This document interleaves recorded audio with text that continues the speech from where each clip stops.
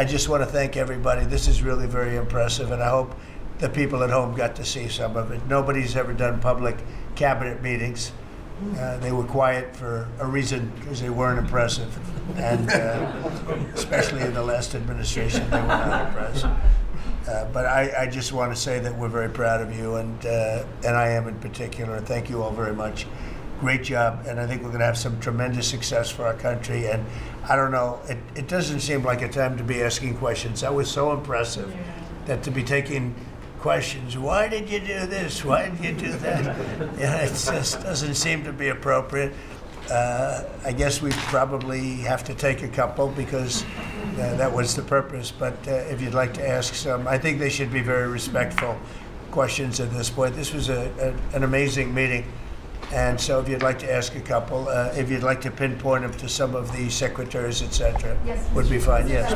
Secretary Rubio, can I ask you a question? You brought up El Salvador in your remarks. Have you been in touch with El Salvador about returning Abrego Garcia as a formal request from this administration to me? Well, I would never tell you that. And you know who else I'll never tell? A judge. Because the conduct of our foreign policy belongs to the President of the United States and the executive branch, not some judge. So we will conduct foreign policy appropriately if we need to. But I'll never discuss it, and no one will ever make us discuss it, because that's how foreign policy works. Mr. President, yesterday you told ABC News, Mr. President, you told ABC News yesterday that you could get Abrego Garcia back if you wanted to. Do you think President Bukele would turn you down if you made that request? I really don't know. I know that he's been a great friend of our country. He's gotten a lot less money than this would take from us if we were going to build these jails and do what he's doing. And they run a very professional operation. I don't know. I haven't spoken to him. I really leave that to the lawyers, and I take my advice from Pam and everybody that is very much involved. They know the laws, and we follow the laws exactly. Mr. President. Yeah, please. Transition, sir. You frequently took credit for the stock market highs. You said it was a reflection of how well you were doing in the polls, and then after you were elected, you said the stock market highs were a reflection of how well the transition is going and the American people's confidence in your incoming administration.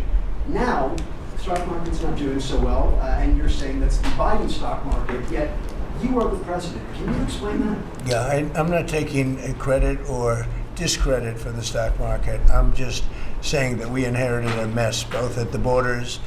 You could look at every single one of the people here, and no matter who it is, they're doing better, and they are far superior to what took place for 4 years before us. When you look at prisoners being allowed to come into our country at will, just at will, people from mental institutions, gang members, drug dealers, when you look at that, what they've done to our country, and also having to do with finance, look at what happened with inflation. We had the worst inflation probably in the history of our country. They say 48 years, but I would say in the history of our country, it ate away at people.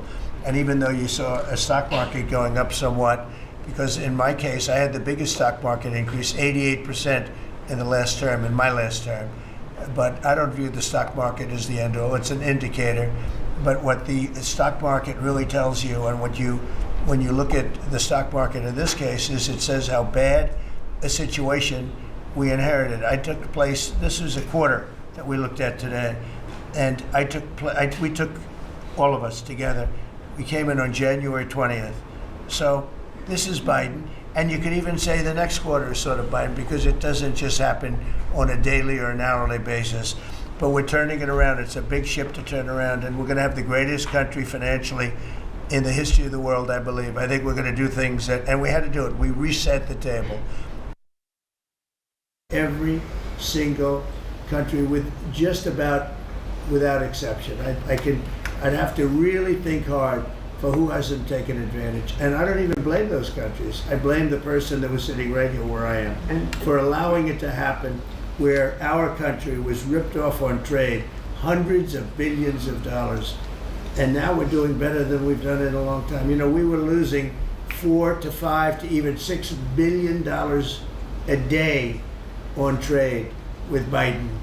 And now we have it down to a very manageable number, and the tariffs, for the most part, haven't even kicked in yet. So that's the way.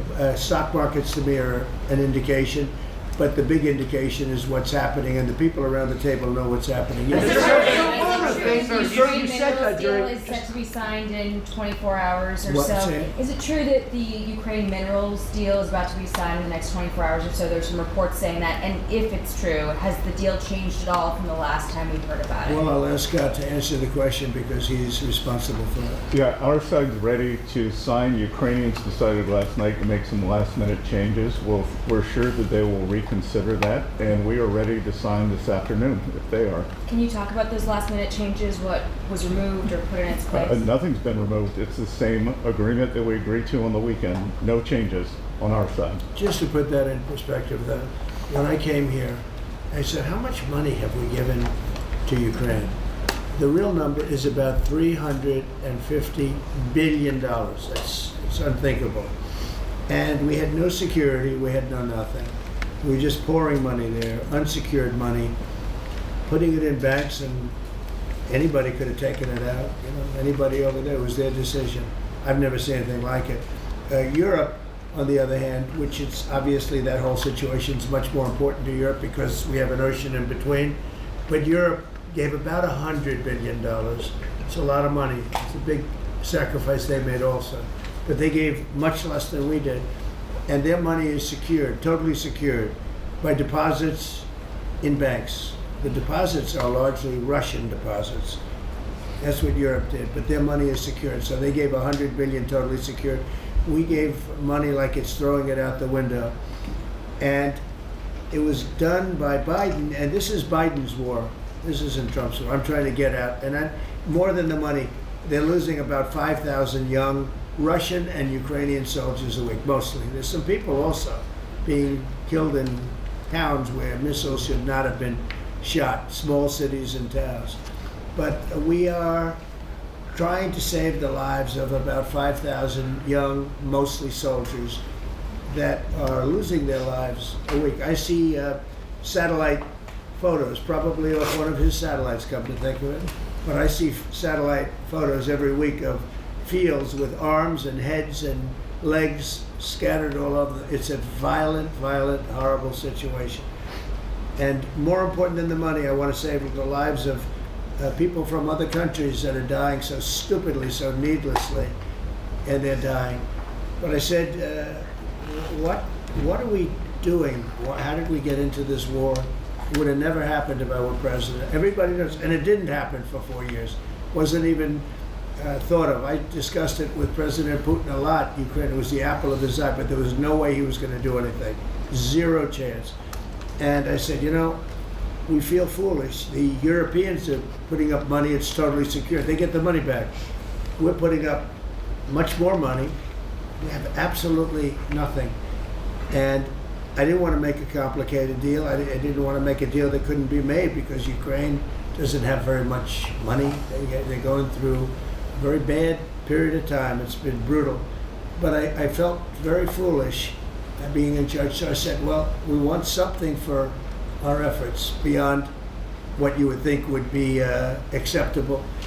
And we said rare earth. They have very good rare earth. As you know, we're looking for rare earth all the time.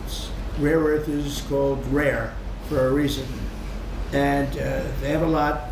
And we made a deal where our money is secure, where we can start digging and doing what we have to do. It's also good for them because you'll have an American presence at the site, Chris.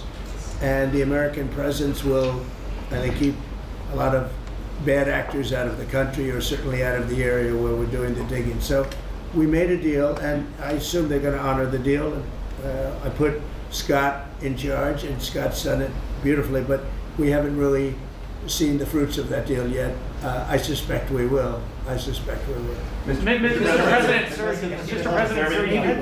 you had set a 90-day deadline during the executive order for Secretary Hegseth and NOAA to review whether to recommend to you whether to invoke the Insurrection Act to send troops to the southern border.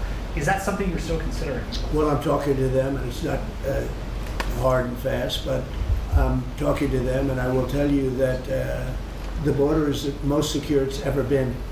We have never had anything like it.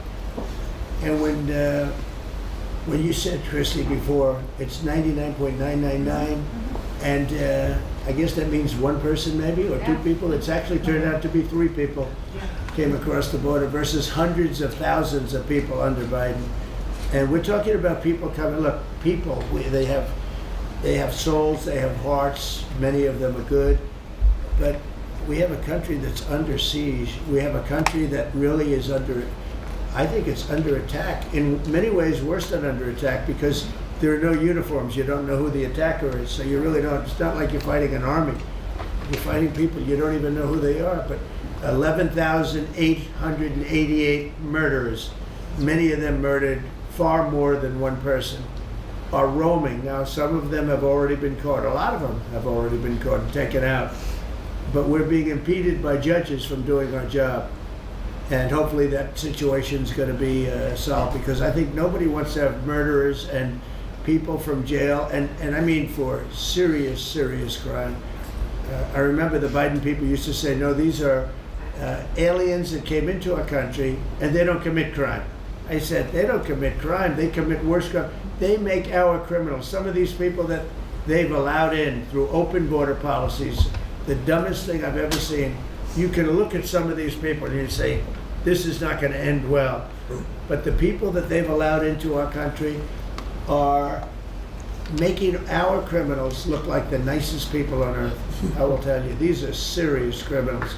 These are violent criminals. These are people that would kill you and wouldn't lose an ounce of sleep, and they wake up the next morning and they don't even remember it.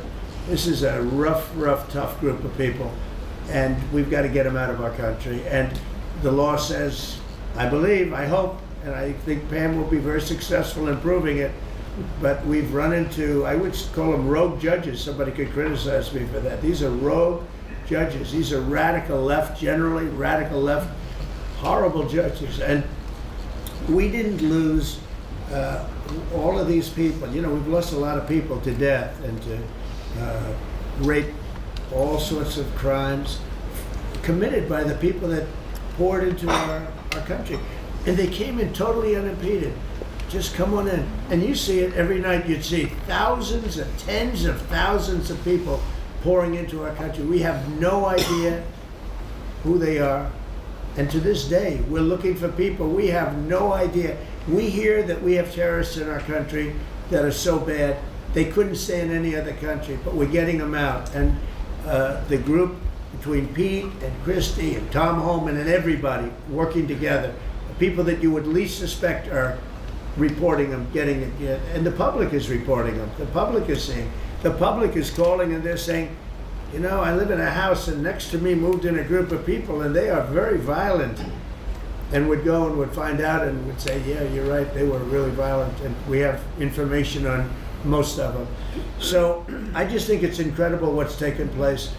But we right now have a very, very secure border. Right now we have the most secure border in the history of our country. So I don't think we have to worry about your question too much. Mr. President, Prime Minister of Canada ran against, not only against the Conservatives, but also against you.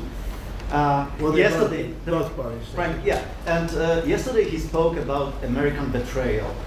Are you interested in rebuilding relations with Canada, and if so, how? No, well, I think we're going to have a great relationship. He called me up yesterday. He said, "Let's make a deal." You know, he was running for office. They both hated Trump, and it was the one that hated Trump, I think, the least that won. I actually think the conservative hated me much more than the so-called liberal. He's a pretty liberal guy. Why do you think But no, I spoke to him yesterday. Couldn't have been nicer. And I congratulated him. You know, it was a very mixed signal because it's almost even, which makes it very complicated for the country. It's a pretty tight race. But he's a very nice gentleman, and he's going to come to the White House very shortly, within the next week or less. Mr. President, President, when will you speak to President Xi of China? When will you That'll speak to happen. him? I mean, look, right now, and I told you before, they're having tremendous difficulty because their factories are not doing business.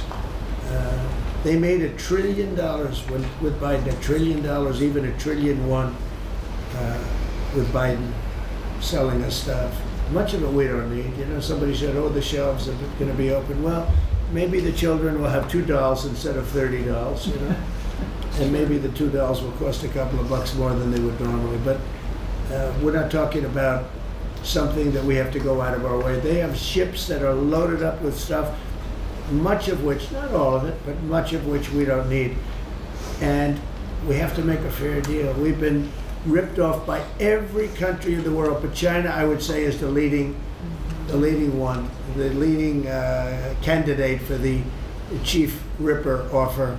There has never been a country that's been ripped off more than the United States of America under some of the dumbest leadership, and it usually starts with the president.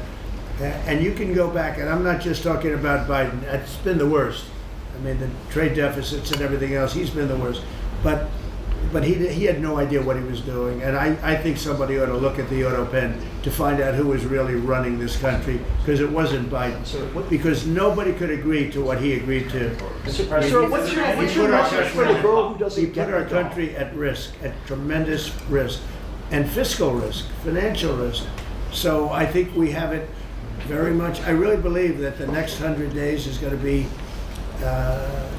even better than this. Look, I read an editorial yesterday from a group that normally wouldn't write a good, that this is the most consequential presidency in history, in the history of our country.